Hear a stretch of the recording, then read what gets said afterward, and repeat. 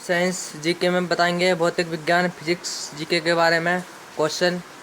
तो आइए शुरू करते हैं। पहला क्वेश्चन है, कार्य का मात्रक क्या है? तो कार्य का मात्रक option A joule, option B newton, C watt और डी डाइन।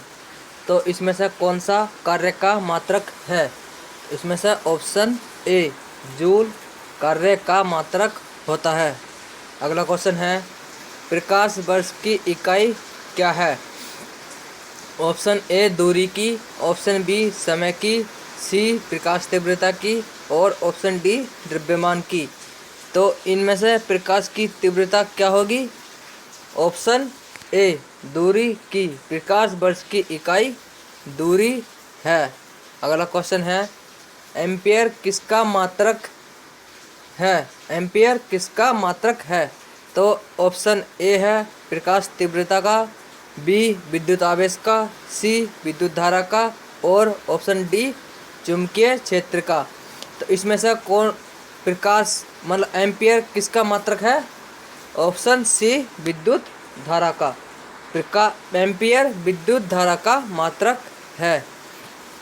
अगला क्वेश्चन है, निम्नलिखित में से समय का मात्रक कौन सा नहीं है? ए अधिवर्ष, बी चंद्रमा, सी प्रकाश वर्ष और ऑप्शन डी है इनमें से कोई नहीं। तो इसमें से कौन सा करेक्ट आंसर है? ऑप्शन सी प्रकाश वर्ष। इसमें समय का मात्रक प्रकाश वर्ष नहीं है। अगला क्वेश्चन है, पारसेक किसकी इकाई है? तो पारसेक निम्न में से किसकी इकाई है? ऑप्शन ए है दूरी की, बी समय की, सी प्रकाश के समय की और ऑप्शन डी है चुंबकीय बल की। तो इसमें से पारसेक किसकी इकाई होगा? ऑप्शन ए दूरी का। पारसेक दूरी की इकाई है। अगला क्वेश्चन है, निम्नलिखित में से कौन सा एक सुमेलित नहीं है? ऑप्शन ए है डेसिमल, ध्वनि की प्रबलता की इकाई है, ऑप्शन बी अश्व शक्ति, शक्ति की इकाई है और ऑप्शन सी समुद्री मील जो दूरी की इकाई है और ऑप्शन डी सेल्सियस यानी ऊष्मा की इकाई। तो इसमें से कौन सा ऑप्शन सुमेलित नहीं है? कौन सा नहीं है? ऑप्शन डी सेल्सियस यानी कि ऊष्मा की इकाई नहीं है। सेल्सियस ऊष्मा की इकाई नहीं है और समुद्री मील दूरी की इकाई है, अश्व शक्ति शक्ति की इकाई है, डेसिबल ध्वनि की प्रबलता की इकाई है। अगला क्वेश्चन है, ल्यूमेन किसका मात्रक है? ऑप्शन ए है ज्योति तीव्रता का, बी ज्योति फ्लक्स का, सी ए एवं बी दोनों का और ऑप्शन डी इनमें से कोई नहीं। तो ल्यूमेन ज्योति फ्लक्स का मात्रक है। ऑप्शन बी इसमें करेक्ट आंसर है। ज्योति फ्लक्स का मात्रक ल्यूमेन है। अगला क्वेश्चन है, पास्कल किसकी इकाई है? तो पास्कल किसकी इकाई है इनमें में से? ए आर्द्रता की, ऑप्शन ए, बी दाब की, सी वर्षा की और डी तापमान की। तो पास्कल निम्न में से किसकी इकाई होगा? ऑप्शन बी दाब की। पास्कल एक दाब की इकाई है। अगला क्वेश्चन है, कैंडिला किसका मात्रक है? तो कैंडिला निम्न में से किसका मात्रक होगा? ऑप्शन ए है ज्योति फ्लक्स का, ऑप्शन बी है ज्योति प्रभाव का, ऑप्शन सी है ज्योति दाब का और ऑप्शन डी ज्योति तीव्रता का। तो निम्न में से कैंडिला किसका मात्रक होगा? ऑप्शन डी ज्योति तीव्रता का। कैंडिला ज्योति तीव्रता का मात्रक है। अगला क्वेश्चन है, यंग प्रत्यास्थता गुणांक का एसआई मात्रक क्या है?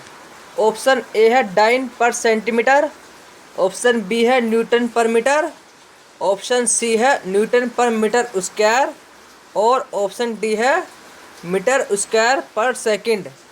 तो इन निम्न में से कौन सा यंग प्रत्यास्थता गुणांक का एसआई मात्रक है? Option C newton per metre square. Option C newton per metre square Young प्रत्यास्थता गुणांक का एसआई मात्रक है। अगला क्वेश्चन है, निम्नलिखित युग्मों में से किन भौतिक राशियों के समान बीमीय सूत्र नहीं है। ऑप्शन ए है बल एवं दाब, ऑप्शन बी है कार्य एवं ऊर्जा, ऑप्शन सी है आवेग एवं संवेग, ऑप्शन डी भार एवं बल। तो निम्न में से कौन सा, किन निम्न युग्मों में से भौतिक राशियों के समान बीमीय सूत्र नहीं है? ऑप्शन ए बल एवं दाब। बल एवं दाब भौतिक राशियों के समान बीमीय सूत्र नहीं है। अगला क्वेश्चन है, निम्न में से अदिश राशि कौन सी है? ऑप्शन ए ऊर्जा, बी बल आघूर्ण, सी आवेग एवं संवेग और डी उपर्युक्त सभी। तो कौन सा है इनमें से? ऑप्शन ए ऊर्जा। ऑप्शन ए ऊर्जा, अदिश राशि निम्न में से ऊर्जा है। अगला क्वेश्चन है, निम्नलिखित में से सदिश राशि कौन सी है? तो ऑप्शन ए है वेग, बी द्रव्यमान, सी समय और ऑप्शन डी है लंबाई। तो इनमें से कौन सी सदिश राशि है? ऑप्शन ए वेग। वेग एक निम्न में से सदिश राशि है। अगला क्वेश्चन है, पदार्थ के संवेग और वेग के अनुपात से कौन सी भौतिक राशि प्राप्त की जाती है? ऑप्शन ए है वेग, बी त्वरण, सी द्रव्यमान और ऑप्शन डी है बल। तो इसका करेक्ट आंसर क्या होगा? ऑप्शन सी द्रव्यमान। द्रव्यमान पदार्थ के संवेग और वेग के अनुपात से प्राप्त की जाती है। अगला क्वेश्चन है, शून्य में स्वतंत्र रूप से गिरने वाली वस्तुओं का क्या होता है? ऑप्शन ए है समान गति होती है, ऑप्शन बी समान वेग होता है, सी समान त्वरण होता है और ऑप्शन डी समान बल होता है। तो क्या होता है इसमें? ऑप्शन सी समान त्वरण होता है। शून्य में स्वतंत्र रूप से गिरने वाली वस्तुओं का समान त्वरण होता है। ऑप्शन सी इसका करेक्ट उत्तर है। अगला क्वेश्चन है, जब 2 केजी वाले द्रव्यमान पर 5 न्यूटन का बल लगाया जाता है तो उत्पन्न होने वाला त्वरण कितना होगा? ऑप्शन ए है 2.5 metre per second square, option B 2.5 metre per second और सी 25 मीटर पर सेकंड और ऑप्शन डी है 25 मीटर पर सेकंड स्क्वायर। तो इसमें से कौन सा आंसर करेक्ट होगा? ऑप्शन ए 16 का ए 2.5 मीटर पर सेकंड स्क्वायर। जब 2 केजी वाले द्रव्यमान पर 5 न्यूटन का बल लगाया जाता है तो उत्पन्न होने वाला त्वरण उसमें 2.5 मीटर पर सेकंड स्क्वायर होगा। अगला क्वेश्चन है, किसी भी स्थिर या गतिशील वस्तु की स्थिति और दिशा में तब तक कोई परिवर्तन नहीं होता जब तक उस पर कोई बाह्य बल सक्रिय ना हो। यह किसका नियम है? ऑप्शन ए है न्यूटन का गति विषयक प्रथम नियम, ऑप्शन बी न्यूटन का गति विषयक द्वितीय नियम, ऑप्शन सी न्यूटन का गति विषयक तृतीय नियम और ऑप्शन डी है गैलीलियो का गति विषयक नियम। तो इसका करेक्ट आंसर क्या होगा? ऑप्शन ए न्यूटन का गति विषयक प्रथम नियम होगा।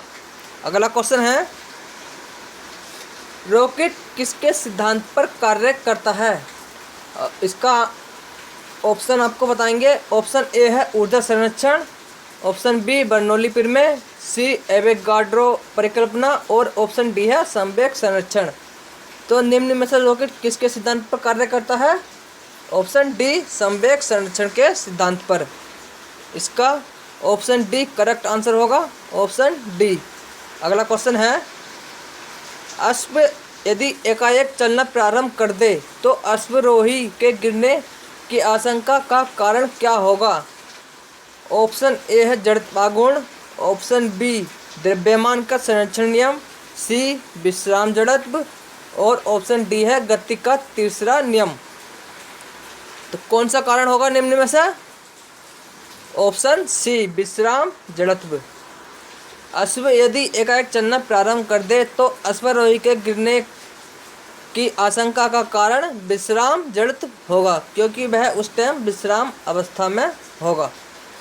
अगला क्वेश्चन है, चलती हुई बस जब अचानक ब्रेक लगाती है तो उसमें बैठे हुए यात्री आगे की दिशा में गिरते हैं। इसको किसके द्वारा समझाया जा सकता है? ऑप्शन ए है सापेक्षता सिद्धांत, ऑप्शन बी है न्यूटन का पहला नियम, सी न्यूटन का दूसरा नियम और ऑप्शन डी है न्यूटन का तीसरा नियम। तो कैसे समझाया जा सकता है, किस नियम के द्वारा समझाया जा सकता है इसमें? ऑप्शन बी न्यूटन का पहला नियम। इसको हम न्यूटन के पहले नियम के द्वारा समझाया जा सकता है। अगला क्वेश्चन है, बल का गुणनफल है। ऑप्शन ए है द्रव्यमान और वेग का, बी द्रव्यमान और त्वरण का, सी भार और वेग का और ऑप्शन डी है भार और त्वरण का। तो इसमें से करेक्ट आंसर क्या होगा? ऑप्शन बी द्रव्यमान और त्वरण का। बल का गुणनफल द्रव्यमान और त्वरण होता है। अगला क्वेश्चन है, शरीर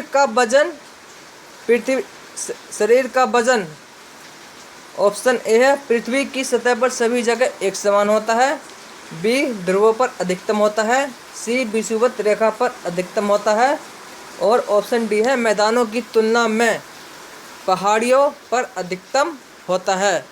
तो इसमें से शरीर का वजन निम्न में से क्या होगा? इसका ऑप्शन बी करेक्ट होगा, ध्रुवों पर अधिक होता है।